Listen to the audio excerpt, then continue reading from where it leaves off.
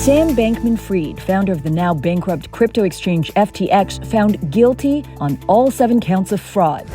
While hopes of a U.S. spot Bitcoin ETF keeps Bitcoin at its highest level in over a year, looks like Christmas came early for the crypto industry. But there's one gloomy spot as capital investment slows down. Crypto VC funding is currently at its lowest point since 2020. Amidst regulatory uncertainty and liquidity crunch, a top U.S. crypto VC firm, Andreessen Horowitz, better known as a16z, has set up another outpost in the United Kingdom. UK is tightening regulatory screws by setting high reporting standards for crypto firms through its travel rule, but it's also cooperating on digital assets with financial powerhouses from Asia to Europe. So, will the government be able to create a crypto ecosystem that strikes the right balance between oversight and innovation? And what investment opportunities does a16z see in UK and Europe? Coming up on Word on the Block, Sriram Krishnan, partner at a16z, who's also an informal advisor to Elon Musk, joins in to dive deep into those topics and a whole lot more.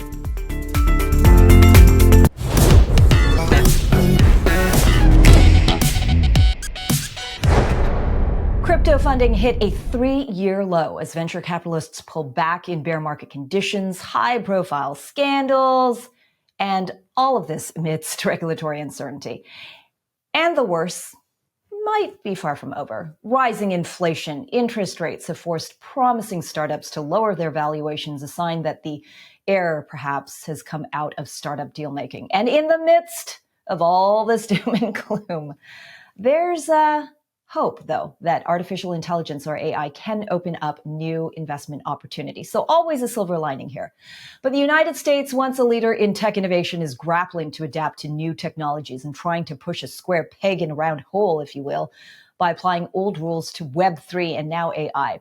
Amidst rising macroeconomic challenges and regulatory scrutiny, a leading American venture capital firm is looking to take some Silicon Valley glitz to the United Kingdom. Yeah, we've got Andreessen Horowitz, better to you known as a16z, a name behind leading tech and crypto companies including Airbnb and Coinbase, is setting up its first office outside the US, and it's chosen the British capital as its next stop. So the question is, does the UK have forward-looking regulations? How big is the VC market anyway in the country? Let's dive into all that and more on this edition of Word on the Block, the series that takes a deeper dive into blockchain and all the emerging technologies that shape our world at the intersection of business, politics, and economy. It's what we cover right here on Forecast. I'm Forecast Editor-in-Chief Angie Lau.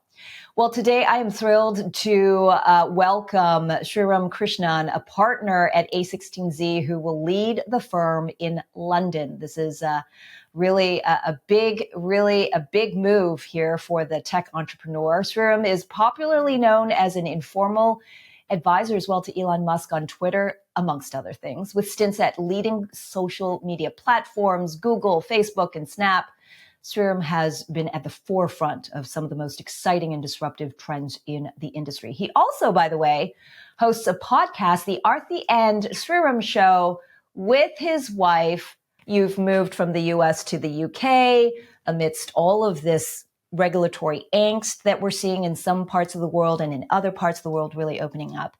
How have you been, and how have things progressed since we last saw each other? I believe now with our move to the UK, I think we are now officially a16z.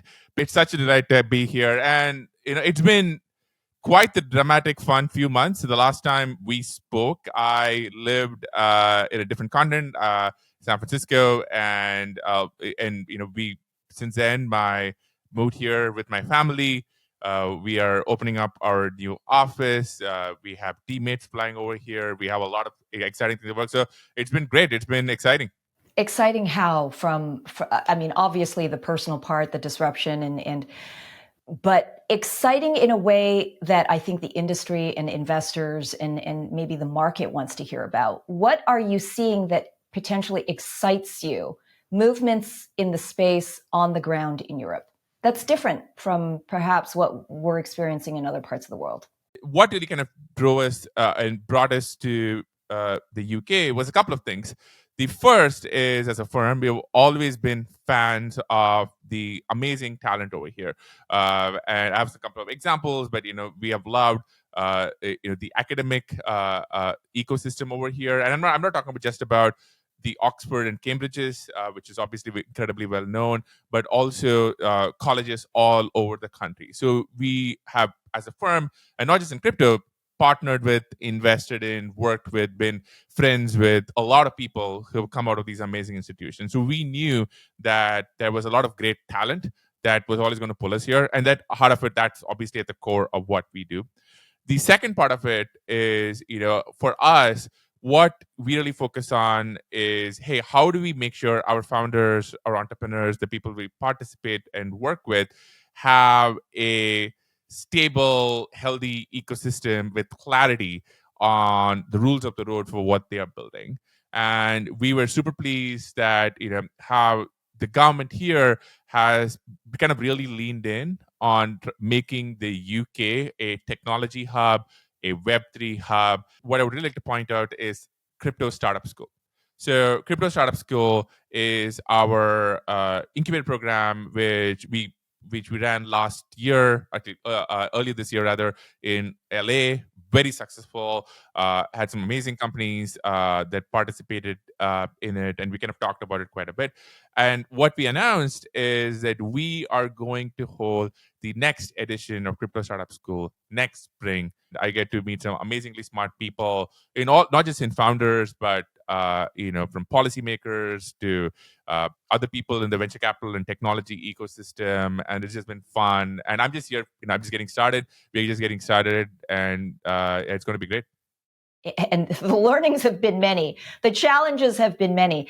And then to download it to the next generation of founders and startups amidst what potentially is a much more welcoming and open kind of regulatory conversation, policy conversation that the UK specifically is having with the industry.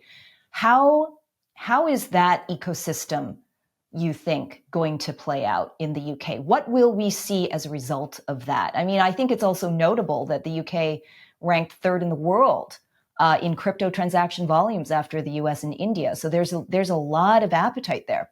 Even if you take ourselves out of the equation, you're thinking about what does it take to have a fantastic entrepreneur ecosystem in a country, in any country. And you need a few raw ingredients. The first is you need amazing talent. You need amazing academic institutions, and the UK has that in spades. And and as I said earlier, it's colleges all over the country.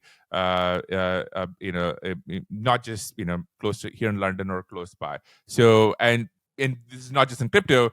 This is like multiple other sectors. We have amazing founders and people who are technologists out here. So that you need that. Like without amazing people wanting to build companies, you don't really, I don't think you can really get to the next step.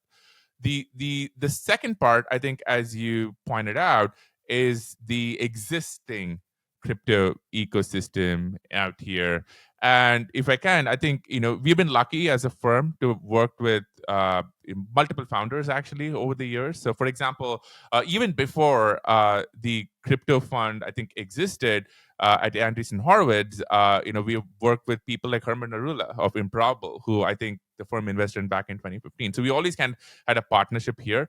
But over the last year, as kind of like, if you want to take it as a sign of our commitment to the UK, we have gone in much deeper. For example, earlier this year, we announced investment in a company called Jensen, which I think is on the cutting edge of crypto and protocols and AI and LLMs, kind of bringing to the couple of themes that you were talking about. We have other things in the works in the UK, which we hopefully can talk about soon. So that's that second part, which is like, hey, there's an existing ecosystem out here of founders, of people, of the community participating in crypto that we can partner with and be a part of, and be a contributor to. So that's, I think, number two. And I think the third is, as you pointed out, is the regulatory and policy environment. And there, is where we were, we have been heartened by what we've seen from the government and what we've heard from various other policymakers, various other kind of institutions out here about wanting the UK to be, one, a technology startup hub, and more particularly a hub for Web3 innovation. And you obviously seen comments from various, the Prime Minister on downwards on that. And so that's kind of the third, because we, at the end of the day, the founders we want to work with just want to know what the rules of the road are, and they want to get down to building, amazing platforms and technology that hopefully all of us can use. So the number one thing I often hear is, okay, how can the firm help people at some of the earliest stages, right? How can you help maybe connect people who are back to, other founders, other people in Silicon Valley, get them resources? And I think that kind of ties into Crypto Startup School. That was kind of amazing. And we obviously kind of built a community around these very, very early stage founders, and we want to bring that. So, and for anyone watching this, whether you're a founder, whether you are, just an enthusiastic member of the crypto or Web3 community, or just have ideas, I want to hear from you. Like, what do you think we can do and what we can bring to the table? I'm curious, with founders and startups, what are those conversations like? What is your assessment of, is this a global issue? Are there pockets of opportunity here? And what are LPs, the principal investors, looking for before they write checks? I think there are a couple of perspectives here.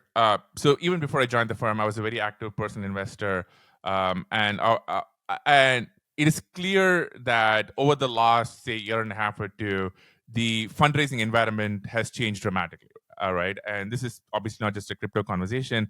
And I know several founders, several CEOs across the board have had to make some very hard changes, and those are really hard. I've had to talk to a lot of the CEOs, and I've been on boards of companies I'm on boards of companies that have worked through some of those, and those are hard, right? You are kind of letting go, parting ways with people that you deeply care about, and there are obviously some like real deep human impact there. So when it comes to crypto, this is a story that we have seen before, where the crypto industry has been through previous bear cycles and bull cycles. And one of the patterns that you wind up seeing, and obviously if you're kind of going through as a founder, it may be a bit, maybe a bit hard to kind of look at history, but one of the patterns you wind up seeing, and I think the firm has wound up seeing, is that the bear market is usually the best time to go build, because there's less noise, there are less tourists, there are less people who are just here because of the hype, and you can kind of put your head down and you can really go build. And usually kind of some of the great companies on the industry are really kind of came out of the bear market era. And for us, we are long-term investors. We look at things on 7, 8, and we've actually seen some people building amazing products. So for example, this is one of my favorites, and I tweet about a lot, but one of my favorite products these days is Podcaster. It is a decentralized social platform. Dan Romero and Varun, founders, are incredibly thoughtful builders, and they've been hard at work. I'm a product person, I'm a technologist, and what I can react to is people building stuff and things I can use. So I love kind of hanging out on Podcaster. I love kind of participating in conversations there, because I think that's what kind of brought a lot of us here, which is like actually amazing things that we can touch, feel, and use. So that, gets me really going. I totally want to hear more about that, but hang on to that thought. Of course, you're the guy to talk about it. Twitter or X, we're kind of still confused about that iconic blue and white bird logo. It's changing to X. Anyway, I want to ask Sriram, obviously, what's happening in the social media space with Twitter.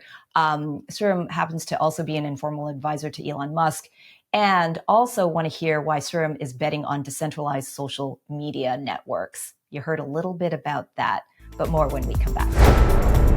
Twitter or X, keeping pace with Twitter's recent changes can be quite the challenge, and Web3 holds the key to a permissionless and autonomous future. But the question arises, why aren't decentralized networks seeing the same level of popularity enjoyed by centralized social platforms like YouTube and TikTok? When Word on the Block returns. Forecast News is your gateway to all things blockchain, breaking down and breaking through the noise with the people who know it best and why it matters. We go to where the action is, from Asia to the world.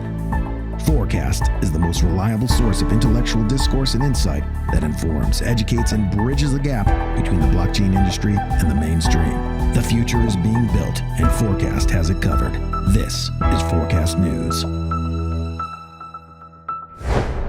Welcome back to Word on the Block. I'm your host, Angie Lau, and I'm here with Sriram Krishnan of a16z, a16z. A16Z. I love it. I'm working on my British accent. A16Z, right? Like, so we need our British viewers here to tell us how to pronounce it, right?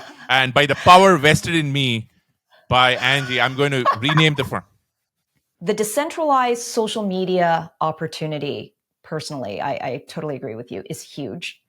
The fact that we have all been tied, sharing our content, sharing our deepest, darkest breakfast items, what we did yesterday, vacation spots, and then also deeper thoughts. And it is all out there, but we're the commodity. So where do you see this going, within our lifetime, but also kind of evolving this kind of technology interface, the societal changes that we're going to see alongside technology innovation when it comes to social media? I do think there's been a shift. I think if you go back to social media, say 10 years ago, there was a compact. And the compact was you as a company, you say, hey, you give us your content, right? You log in, you post amazing things, and we are going to give you eyeballs. We are going to give you an audience. And even if you set aside crypto and Web3, that compact has shifted as people have come and said, like, hey, we want more of a voice and we want more of a say. And that has shown up in multiple ways. Like, for example, creators have gone to many platforms and said, like, hey, we are making a living from these platforms and we are bringing so much value, and we deserve a share of that value. And others have said, look, we are bringing so much to the platform and we need to have a say in how the platform has been governed. And these have obviously been playing out in multiple fashions all over the world. And when I look at decentralized social media, I kind of think of it as the ultimate expression of that, which is how do you have a platform where the economic and the governance is really not tied to any one central entity, but everyone has a say, right? And no one can, be really forced to use a interface of choice, and be either forcibly removed from the platform without an alternative. And let me make an example, right? So, today, if you had to go build an alternative client to Gmail, for example, you absolutely can, because email is always built that way. Anybody can use SMTP or IMAP protocol and absolutely build a client.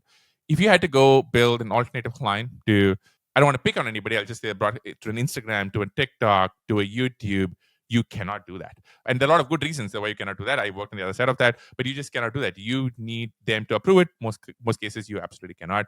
And one of the exciting things about decentralized social, and I'm just going to use Sparkcaster, which we are invested in as an example, is that you don't need any permission to go build any sort of interface, right? And what this means is it harnesses the innovation of the community, right? And so if you are a teenager with just a laptop and an internet connection anywhere in the world, you go, you open up your laptop and you can start building something super fun. And Sparkcaster has actually seen that. Like, one of the most exciting apps on top of Sparkcaster is somebody who took the client but then built an alternative visualization which makes it look a little bit more like Reddit, and they needed no permission from the centralized team. That is something definitionally not possible with any existing social media platform, right? So that's super exciting. The other part of it very exciting is that you now have the right to exit, right? Like, for example, if for some reason, the founding team doesn't like you, I always joke to Dan and Varun about this, right? You can obviously go build an alternative. And so these things are so foundational. And I think that it harnesses permissionless innovation. The audience has been tied so much to these platforms, networks, if you will, if you're going to use the old, TV metaphor and broadcast networks analogy, that, you were a channel maybe on X or YouTube or whatever it is, right? But with decentralized social media, you actually become the network yourself. You are no longer tied to platforms. You are the platform. You are the platform, the content creator. You can aggregate your friends and your families to kind of like get critical mass of audience. You've been working closely with Elon. There's been so many changes at Twitter. It's now called X. There's also speculation that the platform is going to start incorporating crypto payments, since we saw Tesla briefly accepting Bitcoin payments back in 2021. What's your view on that? Your personal view? Whether or not you could speak for Elon, no one can speak for Elon. But obviously, what is kind of like within the realm of thinking when it comes to crypto and social media platforms like X? And what are the conversations like that you're having with Elon Musk? When I get asked this, I always say one thing, which is says one person who speaks for Elon Musk, and you can find him at Elon Musk on X. Yeah, He's exactly. very active. I think we all know that. He's very active, and you might get a response. Look, I obviously cannot speak for him or the team. But I am obviously a fan personally, and as a firm, we have been working with him and the team over there for a while. There's a few things I would say. The first is I personally was at Twitter for a few years, and one of the things that, and you talk to any existing or former Twitter employee, one of the things that always was sometimes frustrating was how do you get rapid product development done? And for Elon, and I know that he's not to everyone's taste, and some of my old colleagues may disagree with me, the truth is there's been so much rapid product development done over the last, year or so, or since he came in and took the reins. So, for example, the ability to upload video, the ability to kind of post longer form tweets, there's a bunch of stuff in there. And that seems very exciting to me. The fact that there's a lot of changes, not all of them are going to work, nor should they. What I think is exciting is that, just building amazing new things. As we're talking, there's obviously some very serious world events happening in the Middle East, and you're seeing so much of the conversation play out on X, and it being a crucial part of sort of the global conversation happening. So I always tell people this, I owe a lot to Twitter over the years, and X as it is now called. It has been foundation of my career. I met amazing people. It has meant a lot to me professionally, and I think it should and will continue to play a critical role in sort of being the home for discourse globally. And I'm excited. I know it's early days. I'm excited with all the product changes that are happening. I will say one thing: it is never boring. Right? And there is always something happening, but one thing it is not is it's never ever boring. And, I kind of like that. So maybe we'll see. Okay, that was a good answer, non-answer. I like it, because maybe interesting future could be that we could see crypto payments. Look, who knows what's going to happen, but obviously if you're thinking broadly like that, we could see something very interesting. Okay, I want to also ask you about another innovation trend, reality that's becoming more and more entrenched in society, and I want to deep dive into the intersection of emerging technologies like artificial intelligence and the perceived threat around it. How is Sriram thinking about it? What is the intersection of AI and blockchain? All the rest. Stay with us. You don't want to miss it. Thanks for watching Word on the Block. We'll be right back. Companies around the world are struggling to catch up to the rise of artificial intelligence, or AI, as they continue to invest and adopt the latest trend. And we are just starting to unlock the benefits of this cutting-edge technology. So how can crypto, something that's inherently open and permissionless, unlock AI's true potential? More when we come back. Forecast News is your gateway to all things blockchain, breaking down and breaking through the noise with the people who know it best and why it matters. The future is being built, and Forecast has it covered. This is Forecast News. Welcome back to Word on the Block. We are here with Sriram Krishnan of a16z. We're going to do it. A16z. We've gone British. I'm going to give you. We're going to do some crypto payments on a decentralized social media platform at some point. We're going to do a poll. We're going to do all of it. Look, it's really fun to think about the future like that. And just the past year, I'd say, the acceleration of artificial intelligence into the modern day lexicon, it's displacing roles in real time. It is unlocking a lot of these tech barriers that was so expensive and once seemed impossible to overcome. And suddenly, a lot of business logic is changing. How should we think about that? What kind of ideas and implementation of artificial intelligence, how it should change business logic, and how are you thinking about that as a venture capitalist? I think there is this kind of fantastic symbiosis between what AI and crypto can do together. Because if you look at the heart of AI, if you look at the last year, a lot of the amazing innovation in these large language models, just because of the capital needed, has been done by 2-3 companies, right?